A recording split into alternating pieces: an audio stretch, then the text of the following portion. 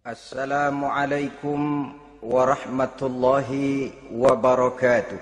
Waalaikumsalam warahmatullahi wabarakatuh. Bismillahirrahmanirrahim. Alhamdulillahi rabbil alamin. Wassalatu wassalamu ala ashrafil mursalin wa ala alihi wa ashabihil mujahidin at-tahirin, amma ba'du.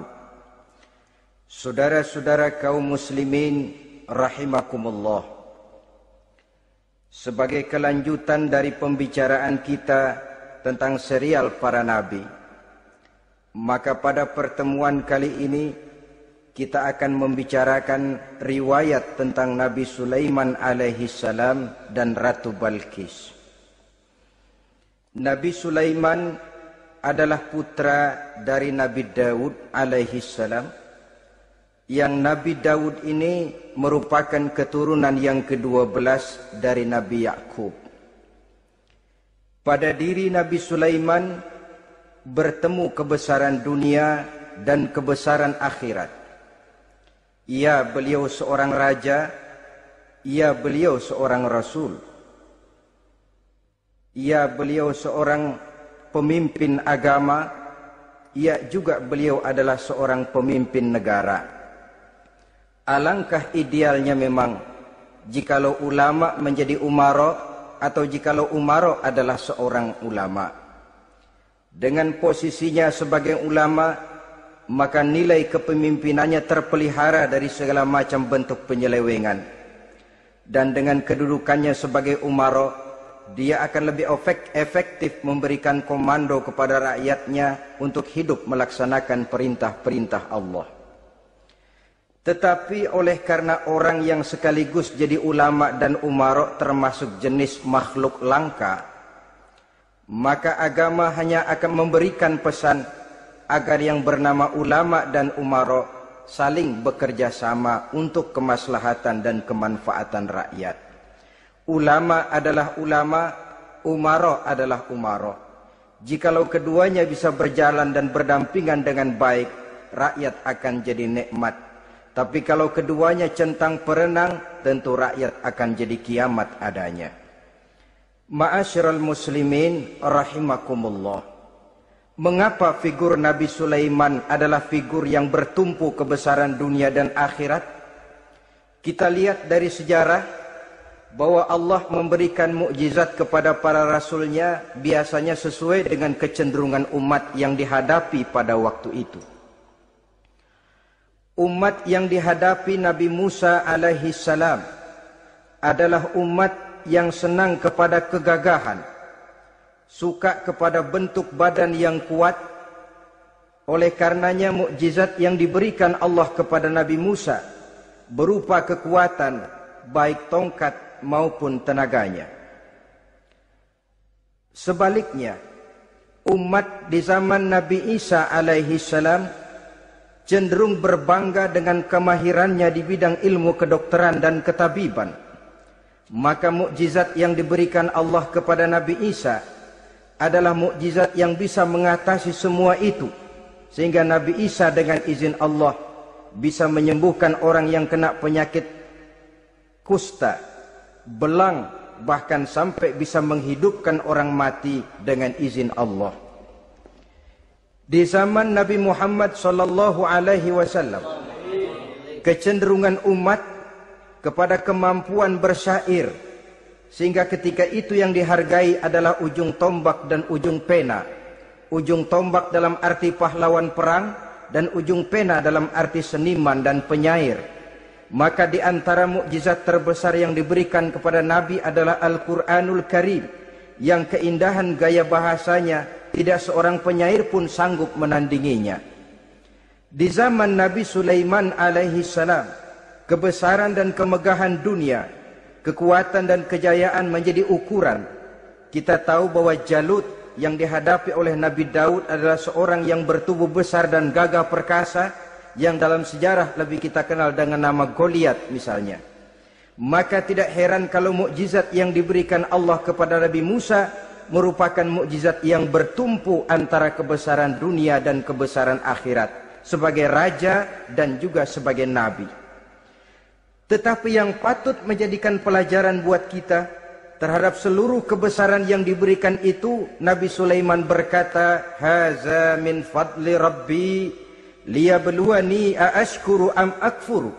Semua ini, kekuasaan dan kebesaranku, kejayaan dan kekayaanku adalah anugerah Tuhan untuk menguji diriku. Adakah aku menjadi bersyukur karenanya atau malah aku menjadi ingkar karenanya? Alangkah baiknya jikalau ucapan Nabi Sulaiman ini kita bisa resapi dan kita bisa terapkan dalam kehidupan ini. Seorang pedagang yang berhasil berkatalah seperti perkataan Nabi Sulaiman. Seorang pejabat dengan kedudukan tinggi berkatalah seperti perkataannya Nabi Sulaiman. Seorang ulama dengan posisi sebagai pemimpin yang non formal berkatalah seperti perkataan Nabi Sulaiman. Seluruhnya berkata, "Haza min fadli Rabbi." Seluruhnya ini adalah karunia Allah untuk menguji diriku, adakah aku bersyukur atau aku menjadi ingkar karenanya. Inilah sekelumit tentang kebesaran Nabi Sulaiman alaihi salam. Pada usia 13 tahun, beliau sudah mewarisi kerajaan ayahnya Nabi Daud dengan meninggalnya Nabi Daud alaihi salam. Dan sejak itu keistimewaan Nabi Sulaiman alaihi salam sudah nampak dalam kehidupan. Beberapa keistimewaan bisa kita catat dari pribadi Nabi Sulaiman ini.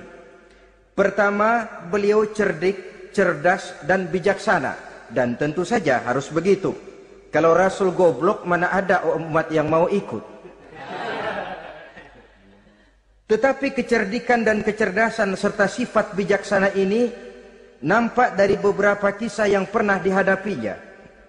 Pertama, di saat beliau berumur 11 tahun, ketika itu yang menjadi raja adalah ayahnya Nabi Daud, datang mengadu seorang petani bahwa sawah ladangnya, tanaman-tanaman yang ditanamnya habis dimakan oleh binatang ternak dari tetangga di sebelahnya.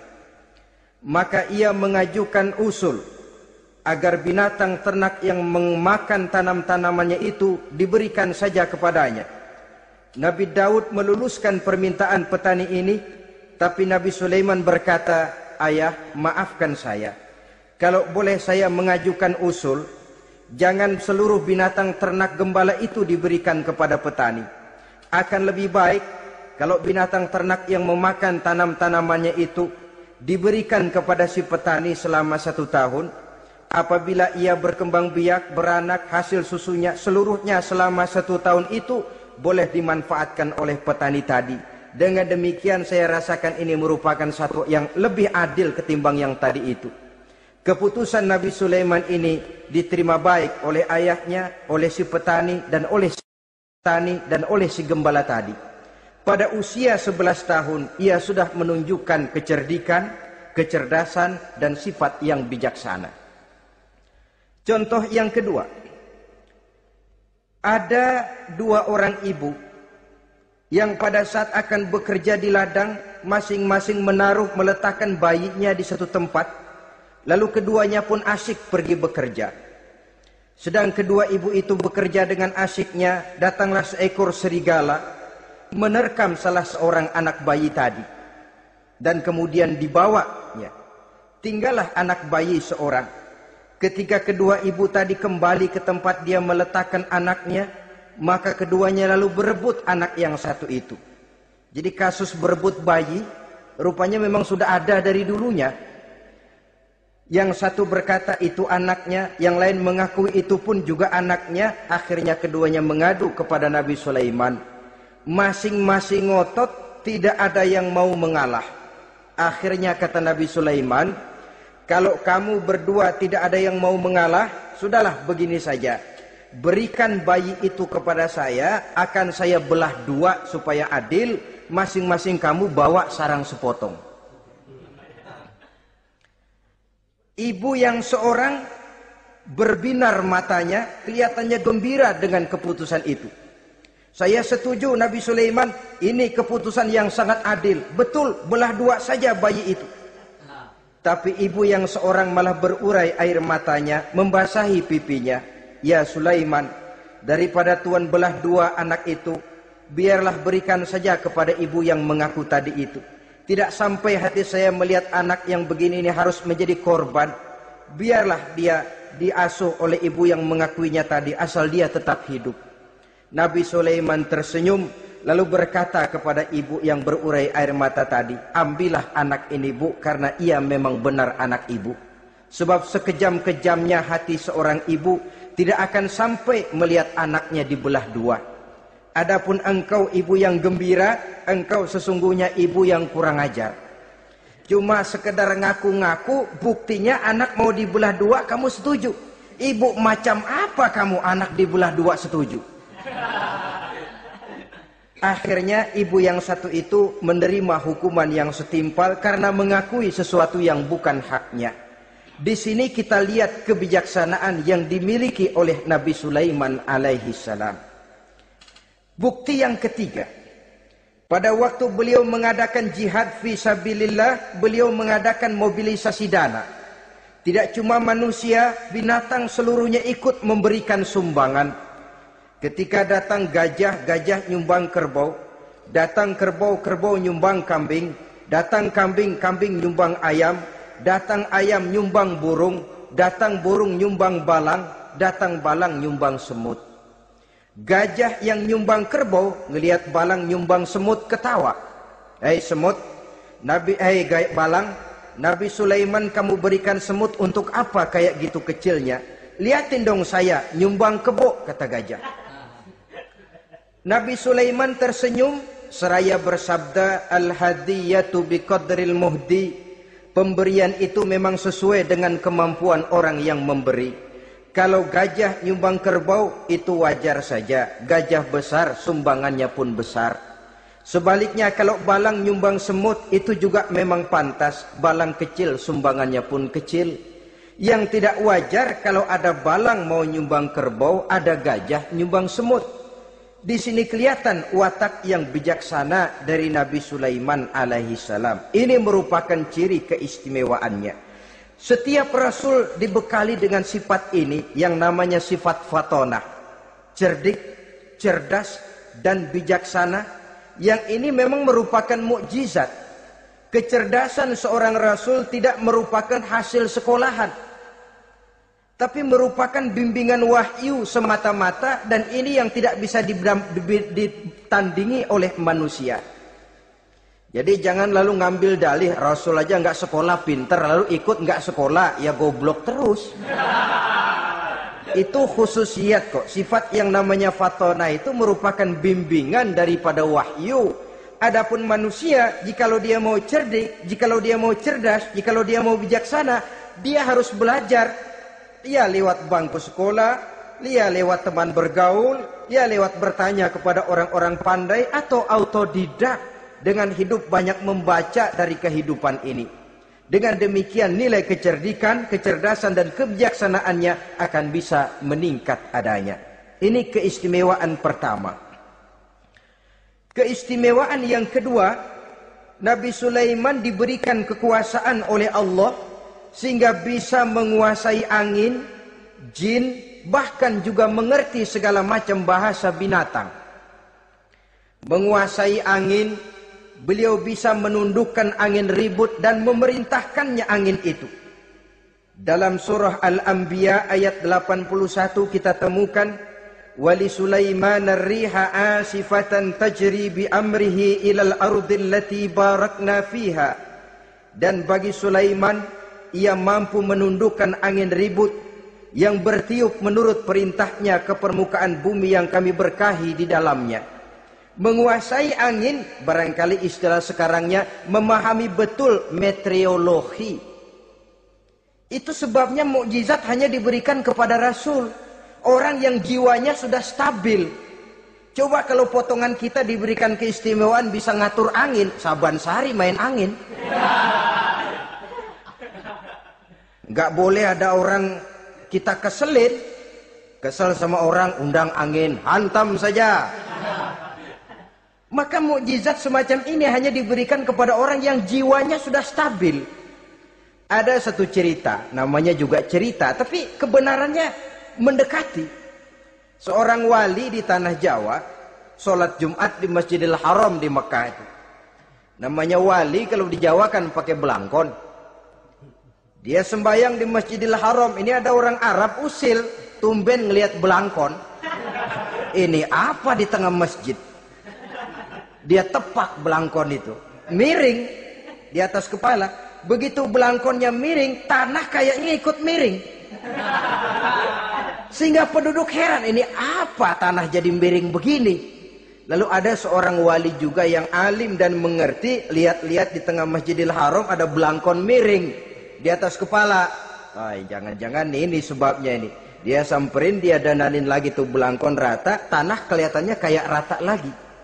Keistimewaan seperti ini pun hanya diberikan kepada orang yang jiwanya memang sudah stabil. Coba kayak kita diberikan keistimewaan kayak begitu, main belangkon melulu. Saudara-saudara kaum muslimin rahimakumullah, juga bisa menguasai jin, memerintahkan jin, dan juga mengerti segala macam bahasa binatang. Kita bisa lihat dalam surah As-Saba ayat 12 misalnya. Demikian juga tentang mengerti bahasa binatang. Pada satu hari Nabi Sulaiman dan bala tentaranya lewat di satu lembah. Lembah itu kebetulan lembah semut. Ketika mereka lewat di lembah itu, Raja Semut lihat dari kejauhan, dia pidato kepada rakyatnya para semut itu. Apa katanya? Ya ayyuhan namlu dukhulu masakinakum. La yahtimannakum Sulaiman wa junuduh wa hum la yash'urun. Jadi ini Raja Semut melihat Nabi Sulaiman datang bersama seluruh bala tentaranya, dia pidato kepada rakyatnya. Saudara-saudaraku rakyat semut, di mana saja suara saya bisa didengar. Perhatikan, lembah itu kebetulan lembah semut.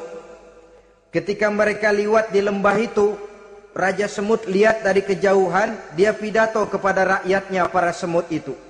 Apa katanya? Ya ayyuhan namlu dukhulu masakinakum. La yahtimannakum Sulaiman wa junuduh wa hum la yash'urun.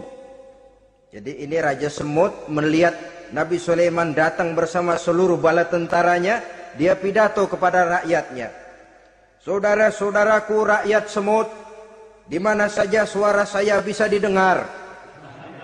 Perhatian, perhatian. Ini Nabi Sulaiman mau lewat dengan seluruh bala tentaranya. Kamu semua supaya masuk ke dalam lubang kamu masing-masing.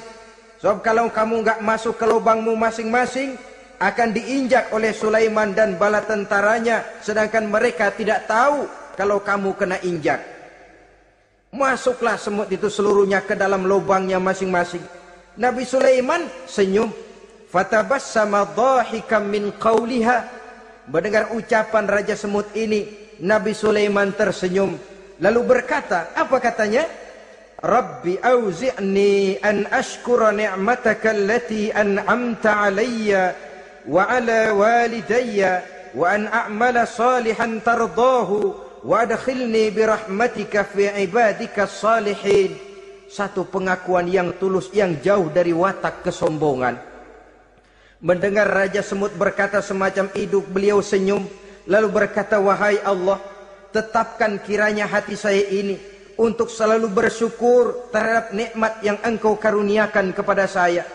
Karena nikmatku, nikmat yang engkau berikan kepadaku, saya mengerti bahasa binatang. Karena mengerti bahasa binatang, saya mengerti seruan Raja Semut itu. Tetapkan saya untuk selalu bersyukur ya Allah atas nikmat yang engkau berikan ini, atas nikmat yang engkau berikan kepada kedua orang tua saya, dan tetapkan saya untuk selalu melakukan amal soleh yang engkau ridhoi, dan masukkan saya ke dalam golongan hamba-hambamu yang soleh. Satu pengakuan yang tulus, yang jauh dari sifat kesombongan. Mungkin kalau sombong yang lahir, begitu dengar Nabi Sulaiman bahwa semut ngomong begitu, beliau akan berkata, iya masuk gede buruan. Tapi kan tidak. Malah beliau perintahkan bala tentaranya, pasukan berhenti. Ada apa Nabi Sulaiman? Di depan kita ada kerajaan semut.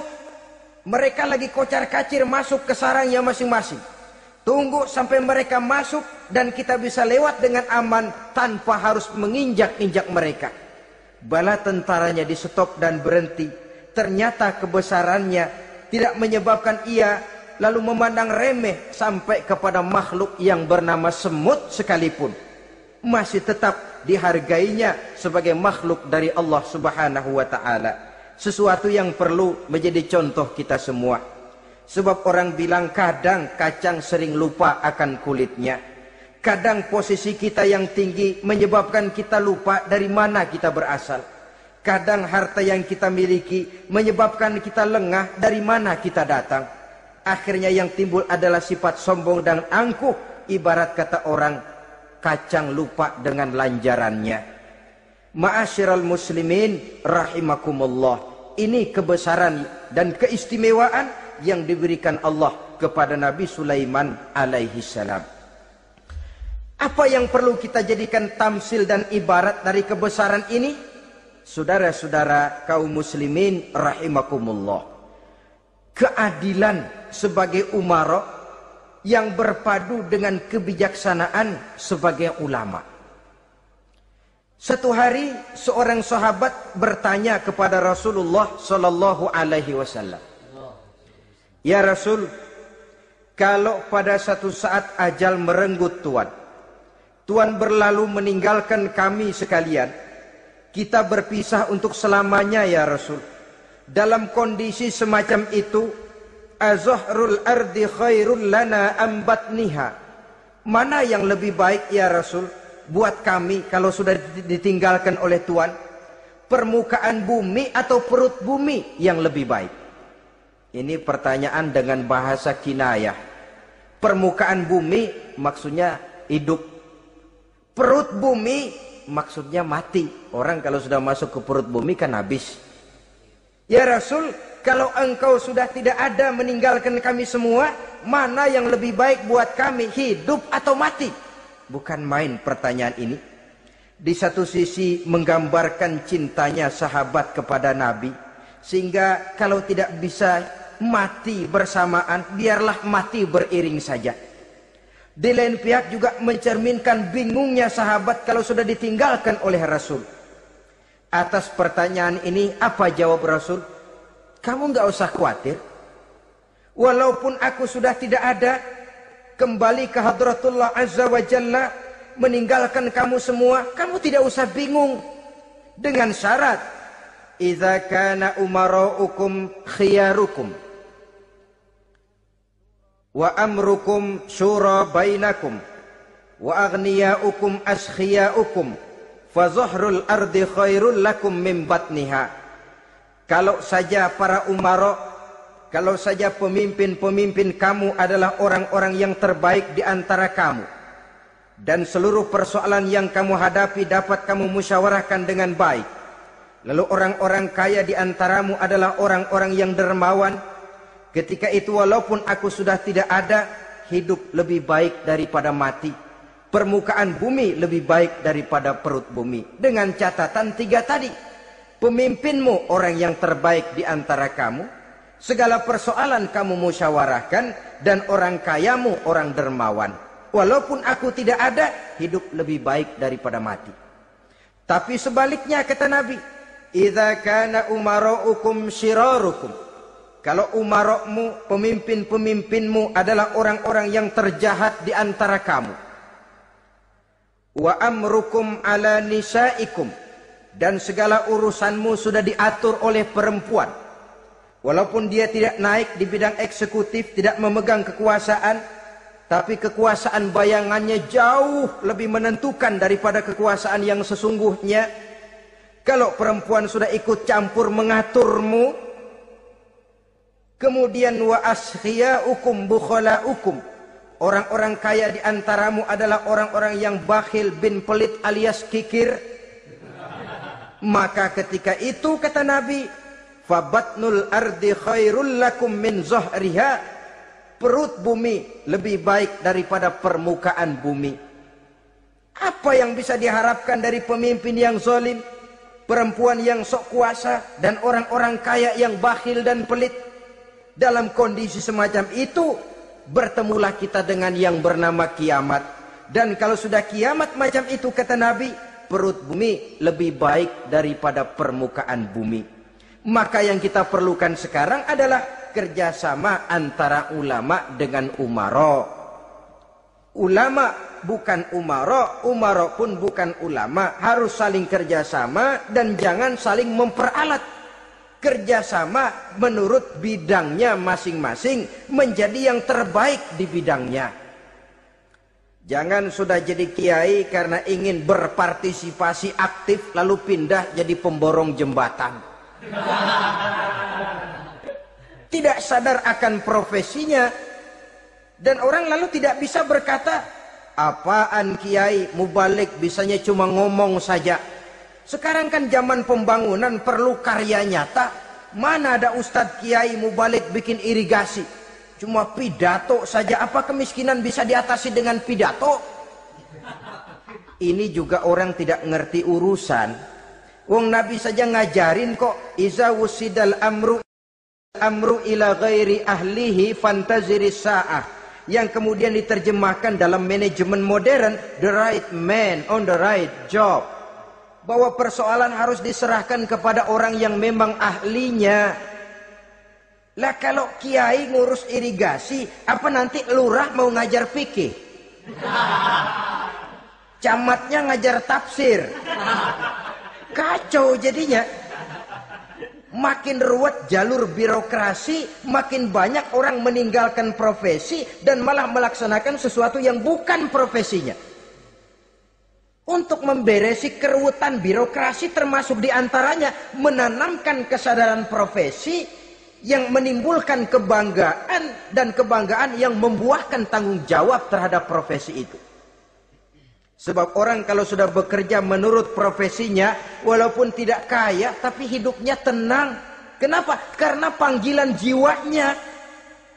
Seorang kiai yang diajak ngobek, walaupun objeknya gol puluhan juta, kaya belum tentu tenang, karena saya yakin bukan ke sana panggilan jiwanya. Ma'asyiral muslimin rahimakumullah. Itulah sebabnya kerjasama, ulama membangun lingkungannya, ulama membangun manusianya, umara membangun lingkungannya, sehingga terciptalah wujud daripada pembangunan manusia seutuhnya, ya zahirnya, ya batinnya. Seluruh kita berpartisipasi, hanya bidangnya saja yang berbeda-beda. Jangan yang satu merasa lebih berjasa dari yang lain. Jangan yang satu merasa lebih penting dari yang lain. Seluruh kita penting, seluruh kita berjasa, cuma bidang kita saja yang berbeda-beda. Inilah bahasa Quran, kullun ya'mal ala syakilatih. Setiap orang bekerja menurut profesinya masing-masing. Ma'asyiral muslimin rahimakumullah. Kita kembali kepada riwayat Nabi Sulaiman alaihi salam.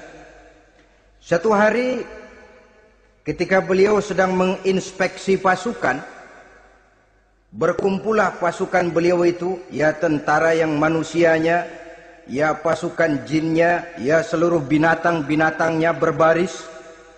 Beliau selaku inspektur upacara mengadakan inspeksi pasukan.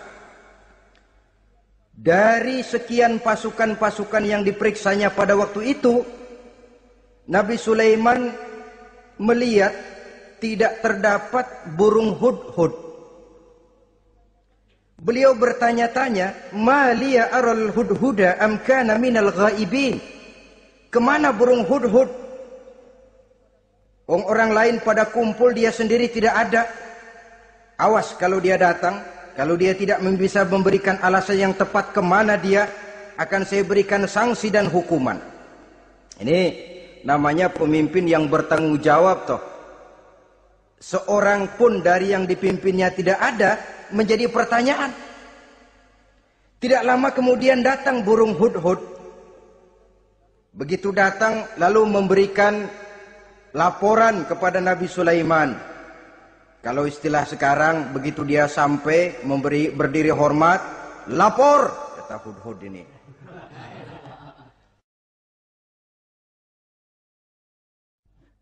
Bagaimana Hudhud? Maaf Tuan Raja, saya terlambat. Iya, kenapa terlambat? Patroli Tuan Raja. Kemana saja kamu patroli? Keliling. Lalu apa hasilnya? Inni wajadtu imra'atan tamlikuhum wa utiyat min kulli syai'in wa laha 'arsyun 'azim. Saya baru patroli ke satu negara yang bernama Sabah, Tuan Raja. Sabah, saudara tahu Sabah? Di mana itu? Dekat ibu kota Yaman sekarang. Di sana Tuan Raja, kata Hudhud ini, wajadtu imra'atan tamlikuhum. Yang jadi raja perempuan.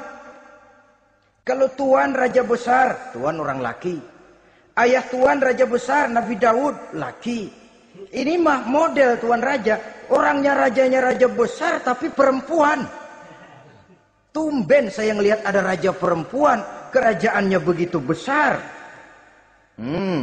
Begitu. Iya.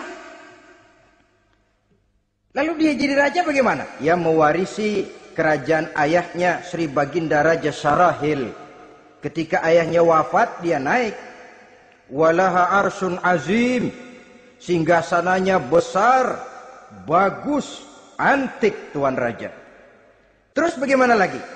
Wajadtuha wa qaumaha yasjuduna lisyamsi min dunillah.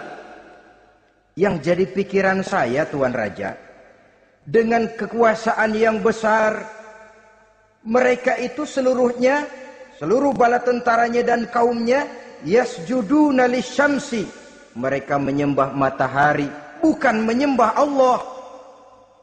Mendengar ini Nabi Sulaiman tergerak hatinya. Waktu mendengar rajanya perempuan, kekuasaannya besar, belum tergerak. Tapi ketika sampai kepada yasjuduna lisyamsi, mereka sujud kepada matahari, di situ pribadi seorang rasulnya tergerak. Siapa nama ratu itu? Namanya Ratu Balkis Tuan Raja. Begini Hudhud, laporan kamu saya terima. Alasan kamu datang terlambat bisa dipertanggungjawabkan. Kamu tidak kena hukuman. Cuma begini saja Hudhud, karena kamu yang laporan, kamu yang tahu lokasi negaranya, kamu yang harus melaksanakan tugas ini. Apa Tuan Raja? Idhab bi kitabi hadza fa'alqih ilaihim. Kamu berangkat lagi ke negeri Sabah, bawa surat saya, berikan kepada mereka. Thumma tawalla anhum. Kemudian kamu berpaling dari mereka, tapi jangan pulang. Fanzur madza yarji'un. Lihat apa reaksi mereka setelah menerima surat ini. Baik Tuan Raja, baik. Nabi Sulaiman menulis sepucuk surat kepada Ratu Balkis, dan surat itu dibawa oleh burung Hudhud tadi. Terbanglah si burung Hudhud ini ke negeri Sabah, masuk ke istana Ratu Balkis, dan surat itu jatuh di kamar Ratu Balkis. Diambil surat tadi, kemudian dibaca. Apa isi suratnya?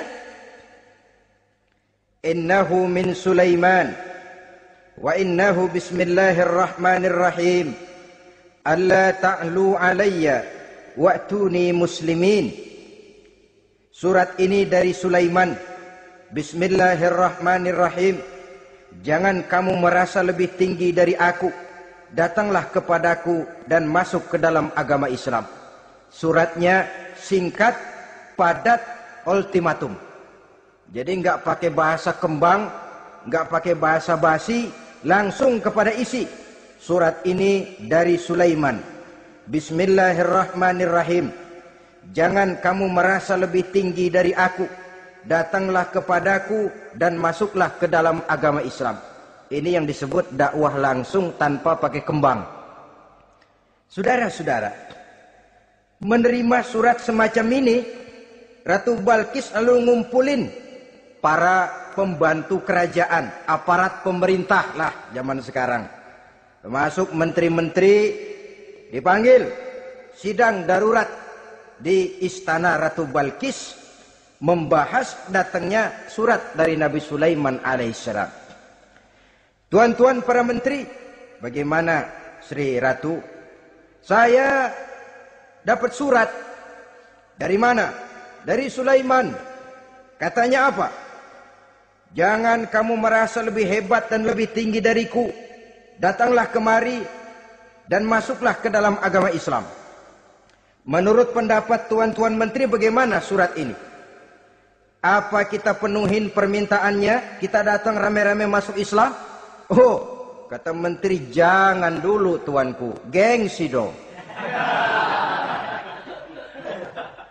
Kita ini kan kerajaan besar. Tentara kita gagah. Masa mau menyerah tanpa syarat? Ini kan kerajaan besar. Tentara kita gagah. Masa mau menyerah tanpa syarat? Soal nanti kita kalah atau menang itu soal lain, Tuan Perdana Menteri, Tuan Ratu. Tapi bahwa kita punya harga diri itu harus kita tunjukkan lebih dulu. Jadi menurut Tuan Menteri bagaimana? Kami sih nunggu komando Tuan Putri saja. Artinya kalau boleh perang saja. Cuma mau duluin, takut dikira nyelongcong. Kami sih gimana komando Tuan Ratu saja. Tuan komandokan berangkat, kami segera berangkat. Terserah Tuan Putri, kami seluruhnya loyal, taat dan setia menunggu titah dari Sri Paduka Ratu. Terima kasih para menteriku. Soal kesetiaanmu saya tidak meragukan. Tapi perang dimanapun selalu membawa kerugian.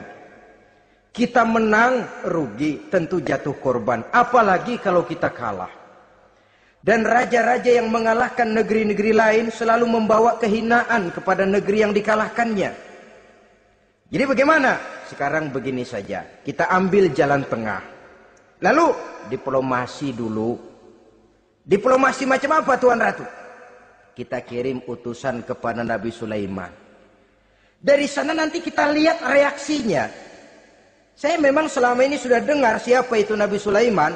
Katanya orang yang masih muda, masih bujangan, bijaksana, kekuasaannya besar, tentaranya hebat.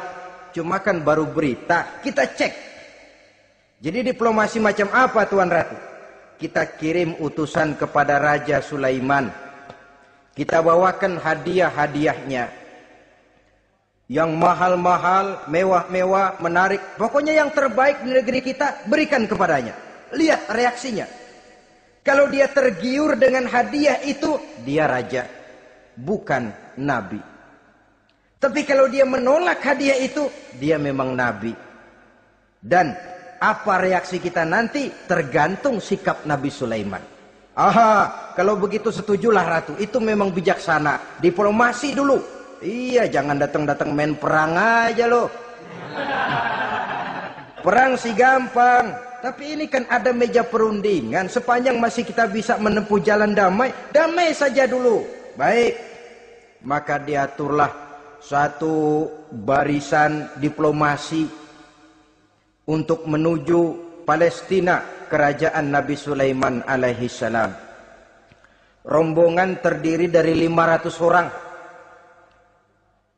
laki-laki dan 500 orang perempuan. Yang laki ganteng, yang perempuan cantik. Yang laki dikendarai dengan kuda-kuda pilihan, dan yang perempuan dikendarai dengan keledai-keledai pilihan.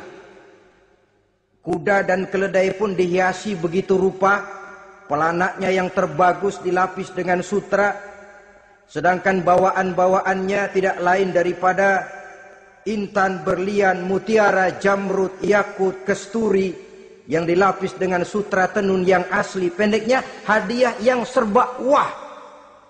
Dan rombongan ini dipimpin oleh seorang diplomat ulung dari negeri Sabah bernama Munzir bin Amru. Ini ahli diplomasi dari negeri Sabah. Dipesanlah oleh Ratu Balkis, kalau datang nanti kamu ke negeri Sulaiman, sikapmu harus begini, begini, dan segala macam. Ditatar dulu. Sebab ini mau diplomasi tingkat tinggi. Baik Sri Ratu. Nah, sudah mendengar perundingan ini, burung hudhud pulang. ke negeri Nabi Sulaiman. Apel lagi, lapor Tuan Raja, bagaimana Hudhud? Sikapnya mereka akan mengutus utusan dengan membawa berbagai macam hadiah untuk datang ke negeri kita. Baik. Nabi Sulaiman kumpulkan tentaranya, terutama para jin. Hei tentaraku, khususnya kalian para jin, akan datang rombongan tamu besar ke negeri kita. Maka mulai saat ini saya komandokan, kamu bangun satu istana yang megah, yang belum pernah ada dalam waktu yang relatif singkat. Dan lantai daripada istana itu harus dilapisi dengan kaca-kaca tebal yang bening, bawahnya diisi dengan air, diisi dengan ikan-ikan hias yang indah-indah. Baik Tuan Raja. Maka tentara Nabi Sulaiman, sejak manusia sampai binatang sampai jin, semuanya kerja bakti membangun istana yang megah. Sehingga sebelum rombongan kerajaan Sabah ini sampai, istana sudah selesai. Mereka masuk ke dalam istana Nabi Sulaiman. Begitu melihat lantainya gemerlapan air, masing-masing pada ngangkat kain. Takut kainnya basah. Waduh, ini istana kebanjiran begini pikiran. Kata Nabi Sulaiman, nggak usah diangkat kainnya, nggak usah. Ini dilapis kaca, cuma bawahnya memang kolam. Kolamnya berisi ikan. Oh, bengong. Bengong. Bengong aja pada melongo mulutnya. Saudara-saudara, jadi persis orang yang tinggal di puncak gunung datang ke tengah-tengah kota. Kan noraknya minta ampun. Apaan aja ditunjuk. Apaan aja dilihat, apaan aja ditunjuk. Ini ya, itu ya, wah. Wah, sudah semuanya serba wah. Jadi kalau istilah tingkat diplomasinya, mereka sudah kalah mental. Dan itu sudah kemenangan pertama dari Nabi Sulaiman. Sudah shock. Mereka merasa negeri Sabah kaya, luar biasa, hebat. Begitu datang ke negeri Sulaiman, mereka jadi orang norak kayaknya. Sudah kumpul, nah selamat datang tuan-tuan ke negeri kami. Ada pesan apa? Majulah Munzir bin Amru. Tuan Sulaiman, bagaimana? Kami diutus oleh Sri Baginda Ratu Balkis untuk menyampaikan hadiah-hadiah yang kami bawa ini. Intan, berlian, yakut, jamrud, kesturi, dan barang-barang mahal lainnya. Mudah-mudahan Tuhan bisa menerima dengan senang hati. Nabi Sulaiman tersenyum. Lalu beliau berkata, Atumiddunani bimalin, fama atani Allahu khairun mimma atakum. Kamu mau memberikan saya seluruh hadiah-hadiah permata intan ini? Padahal apa yang telah diberikan Allah kepada saya jauh lebih baik dari apa yang telah diberikannya kepadamu. Kamu merasa bahwa saya kekurangan semua ini?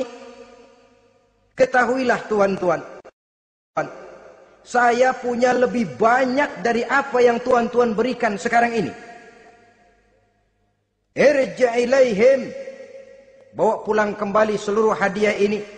Sampaikan salam saya kepada ratumu, Ratu Balkis. Falanatiyannahum bijunudin la qibala lahum biha.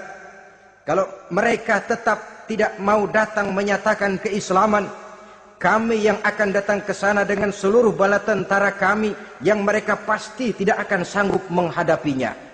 Saudara bisa baca dalam surah An-Naml ayat 36. Saudara hadirin ma'asyiral muslimin rahimakumullah. Kalau orang sudah silau dengan yang namanya upeti, hadiah, harta, secara mental dia sudah jatuh. Andai kata ketika itu Nabi Sulaiman menerima seluruh hadiah tadi, maka misi kerasulannya tidak akan jalan. wibawanya hancur, dan dia tidak akan sanggup lagi mendakwahkan Ratu Balkis untuk masuk ke dalam agama Islam. Dia akan jadi cemoohan di negeri Sabah. Sulaiman ngomong aja dikasih hadiah telap. Nah, ternyata ada yang lebih mahal dari harta, ada yang lebih mahal dari intan dan mutiara, ada yang lebih mahal dari pangkat dan kedudukan. Apa dia? Harga diri. Dan itu yang langka sekarang ini. Lebih baik jalan kaki tapi kita bebas mendongakkan kepala kemanapun kita mau, daripada naik mobil empuk tapi mata nunduk saja nggak berani lihat ke atas. Kehilangan harga diri. Ulama yang kehilangan harga diri akan menyelewengkan ayat. Pejabat yang kehilangan harga diri akan melakukan segala macam penyelewengan dan lain sebagainya. Harga diri sesuatu yang mahal. Terutama di kota-kota besar, kota-kota yang menyandang gelar metropolitan, biasanya harga diri ini sudah tidak dihiraukan orang lagi. Cuma untuk uang yang relatif kecil, cuma untuk kedudukan yang temporer, orang tidak segan-segan mengorbankan sesuatu yang paling mahal yang bernama harga diri. Akhirnya suap merajalela, sogok menjadi-jadi, semir pun menjamur. Bahkan malah kadang-kadang jadi target. Sehingga ada pernah berita jabatan wakil gubernur katanya dikomersilkan. Siapa yang bisa memberikan sekian puluh juta dia akan naik. Ini kalau sudah begini ya salam. Orang itu kalau memperoleh satu jabatan karena mengeluarkan banyak uang, percayalah saudara, begitu dia naik ke jabatan itu, langkah pertama yang dia lakukan bagaimana supaya uangnya bisa kembali. Bukan bagaimana bekerja sebaik-baiknya, bukan bagaimana mensejahterakan rakyat sebaik-baiknya. Karena dia merasa naik jabatan banyak mengeluarkan uang, setelah dia naik, gimana supaya pulang modal dulu. Lebihnya kalau ada, baru bekerja buat rakyat. Itu pun kalau nggak keburu pensiun. Kadang-kadang malah lebih celaka lagi, kalau sudah mau pensiun baru bikin pemutihan. Wah, saya baru rajin iktikaf di masjid, pergi haji. Kenapa? Udah pensiun. Tapi waktu masih aktif, tanda tangan masih laku, nota masih dihargai, kata belece masih berwibawa, lupa berbuat untuk hari depan dirinya sendiri, yaitu akhiratnya, konon lagi untuk umat dan agamanya. Jadi untuk mengabdi, berbuat baik kepada umat, berkhidmat kepada agama, iktikaf di masjid, tuan-tuan, tak usahlah nunggu sampai pensiun. Manfaatkan posisi yang tuan-tuan punya sekarang ini untuk beribadah dengan sebaik-baiknya. Itu pun masih bersyukur, masih bisa mengadakan pemutihan daripada tidak sama sekali. Cuma alangkah akan lebih efektifnya lagi kalau itu diawali pada saat kita masih mempunyai posisi kunci. Ini reaksi Sulaiman, saudara-saudara. Diberikan hadiah yang mahal, atau midunani bimalin. Kamu mau nyogok saya dengan hadiah ini? Yang diberikan Allah lebih hebat dari yang kau bawa sekarang ini. Apa yang saya cari? Oleh Allah saya telah diberikan sesuatu yang lebih besar dari yang kau bawa. Sudah, bawa pulang saja. Sampaikan salam kepada ratumu. Kalau dia tetap ngotot tidak mau kemari, saya yang akan datang ke sana dengan seluruh bala tentara yang saya yakin sampean akan kewalahan ngadepinnya. Pulang, sampaikan salam saya, bawa seluruh hartamu. Diplomasi tahap pertama menang total. Utusan Raja Sabah sudah kalah mental, kalah juga fisik. Pulanglah mereka dengan membawa kembali seluruh hadiah yang mereka ingin sampaikan tadi. Bisa dibayangkan mentalnya itu, ya. Sama juga kita sudah punya niat ingin menyogok seseorang, tahu-tahu yang mau disogok nggak nerima. Pulang kayaknya muka kan belipet. Sulit ketemu orang. Jadi perasaan kita orang pada ngetawain aja. Padahal orang mah nggak tahu persoalannya. Tapi sikap mental sendiri itu. Jadi memang saudara-saudara, ini berkaitan. Walaupun yang mau nyogok banyak, kalau yang disogok nggak mau, nggak jadi. Walaupun ada yang minta disogok, kalau yang mau nyogok nggak ada, juga nggak nyetel. Nah ini nyetel, yang mau nyogok banyak, yang disogok pun ada. Jadilah perbuatan itu. Ma'asyiral muslimin rahimakumullah. Sampai mereka di kerajaan Sabah, mereka ceritakan itu, Ratu Balkis bengong. Ternyata yang saya dengar selama ini memang benar rupanya. Sulaiman bukan cuma raja, tapi juga rasul. Bukan cuma pemimpin negara, tapi juga pemimpin agama. Lalu bagaimana, Sri Ratu? Biar saya pikir-pikir dulu. Pikir. Bagaimana ya? Sudahlah, begini saja. Kita sekarang berangkat ke negeri Nabi Sulaiman. Saya yang akan langsung memimpin rombongan. Ada dua tujuan Ratu Balkis sebenarnya. Tujuan pertama ingin melihat dengan mata kepala sendiri kebesaran Sulaiman yang selama ini dia cuma dengar beritanya saja. Yang kedua, ada udang di balik batu.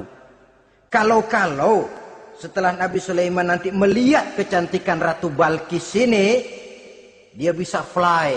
Nah, istilah anak sekarang, dia bisa fly. Nah, siapa tahu kan, karena kecantikannya Nabi Sulaiman lalu jatuh hati, dan Dewi Amor pun bicara. Nanti bila mata bertemu mata, bibir ikut senyum, hati berdetak. Maka terjadilah magnet-magnet saling bersentuhan, percintaan tingkat tinggi. Kan lumayan dapat suami, dapat pacar seorang raja besar. Jadi dengan harapan ini berangkatlah langsung memimpin rombongan. Ada dua tujuan Ratu Balkis sebenarnya. Tujuan pertama ingin melihat dengan mata kepala sendiri kebesaran Sulaiman yang selama ini dia cuma dengar beritanya saja. Yang kedua, ada udang di balik batu. Kalau setelah Nabi Sulaiman nanti melihat kecantikan Ratu Balkis ini, dia bisa fly. Nah, istilah anak sekarang, dia bisa fly. Nah, siapa tahu kan, karena kecantikannya Nabi Sulaiman lalu jatuh hati, dan Dewi Amor pun bicara. Nanti bila mata bertemu mata, bibir ikut senyum, hati berdetak. Maka terjadilah magnet-magnet saling bersentuhan, percintaan tingkat tinggi. Kan lumayan dapat suami, dapat pacar seorang raja besar. Jadi dengan harapan ini berangkatlah Ratu Balkis ke negeri Nabi Sulaiman. Hud lapor lagi. Lapor. Gimana Hud? Ini Ratu Balkis yang mimpin sekarang. Baik, kita siap-siap. Begini saja, kata Nabi Sulaiman. Siapa yang bisa bawa singgasana Ratu Balkis ke sini? Jin Ifrit tampil. Saya. Berapa lama kamu perlukan untuk membawa singgasana Ratu Balkis kemari? Sebelum Tuan bangun dari tempat duduk, itu singgasana sudah bisa sampai kemari, Tuan Raja. Bagus. Ada yang bisa lebih cepat? Saya, kata seorang ulama. Berapa lama? Sebelum Tuan kedip.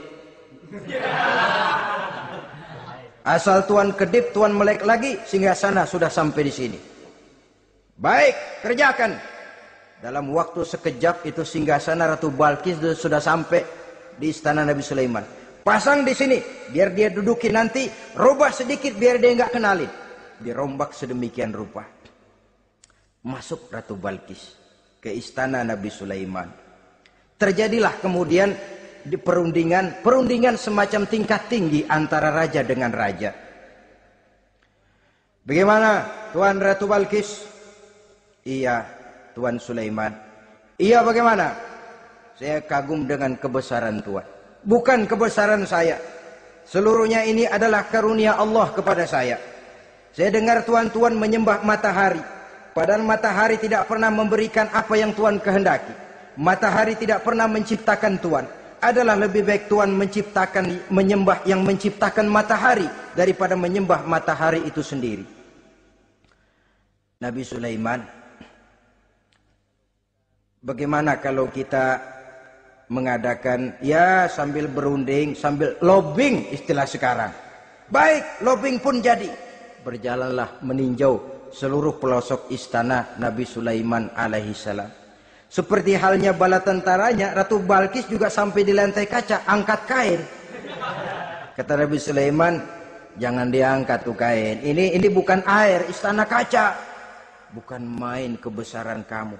Melihat begitu kebesaran Nabi Sulaiman, Ratu Balkis yang niatnya sementara mau melontarkan diplomasi asmara, lupa.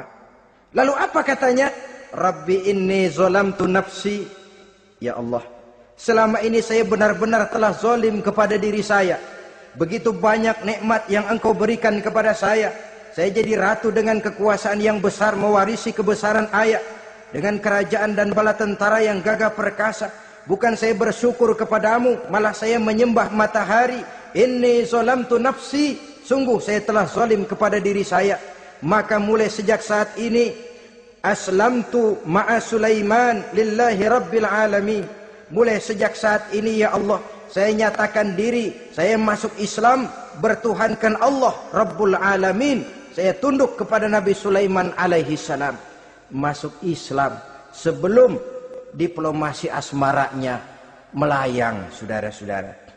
Sudah masuk Islam? Sudah. Nah, Ratu Balkis sekarang bagaimana? Ya Nabi Sulaiman, kalau saya masuk Islam, apakah kerajaan saya akan tunduk dan diatur oleh kerajaan Tuhan? Tidak. Kamu persilahkan pulang ke kerajaanmu. Atur negerimu menurut cara yang kamu mau, asal sesuai dengan perintah Allah. Saya bukan penjajah. Saya cuma mengajak kamu ke dalam Islam. Saya tidak ingin meluaskan wilayah saya.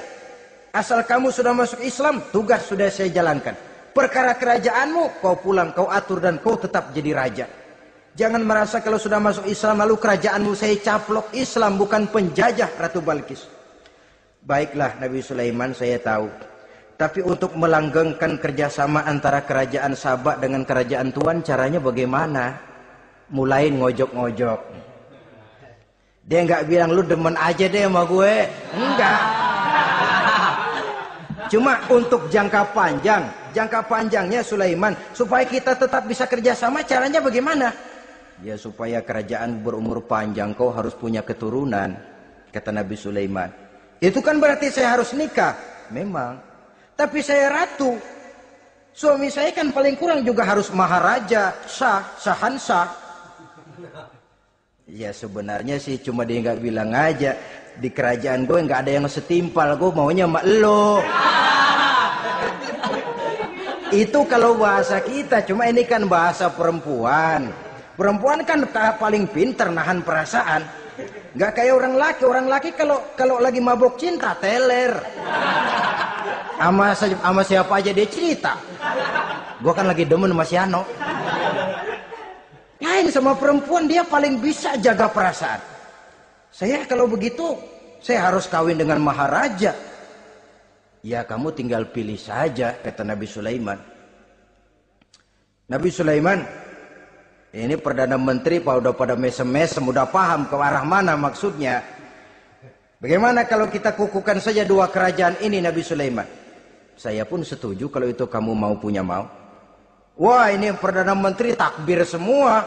Allahu Akbar, Alhamdulillah, Alhamdulillah. Sampai akhirnya Nabi Sulaiman pun menikah dengan Ratu Balkis. Bergabunglah dua kerajaan besar itu. Saudara-saudara kaum muslimin rahimakumullah. Kemudian setelah bertahun Nabi Sulaiman wafat. Tidak seorang pun tahu karena beliau wafat sedang pegangan tongkat. Ketika tongkat dimakanin rayap, rapuh, baru beliau jatuh. Orang tahu kalau Nabi Sulaiman sudah wafat. Menurut riwayat, beliau wafat itu sedang sholat. Karena sholat Nabi Sulaiman cuma diri saja. Tidak pakai ruku dan sujud. Menurut riwayat lain, beliau sedang memandori jin dan tentaranya yang sedang kerja. Begitulah wafat beliau, kita bisa baca dalam surah Saba ayat ke-14. Setelah beliau wafat, Palestina diserbu oleh Raja Bukhtanasor atau Raja Nebukadnezar. Seluruh kebesaran Sulaiman di bumi hanguskan, istananya dihancurkan, intan permata dan kekayaan beliau dirampok. dan tinggallah kebesaran Sulaiman cuma legenda saja yang kita kenal dengan istilah Haikal Sulaiman. Legenda, riwayat-riwayat yang sampai sekarang ini masih bisa kita telusuri kebenarannya. Saudara-saudara, inilah pertemuan yang singkat ini, walaupun serba singkat, mudah-mudahan ada manfaatnya. Dengan kesimpulan, seluruh anugerah yang ada pada kita hakikatnya karunia Allah. Marilah kita menjadi orang yang pandai bersyukur atas anugerah itu. Terima kasih atas segala perhatian. Mohon maaf atas segala kekurangan. Usikum wa nafsi bitaqwallah. Wassalamualaikum warahmatullahi wabarakatuh.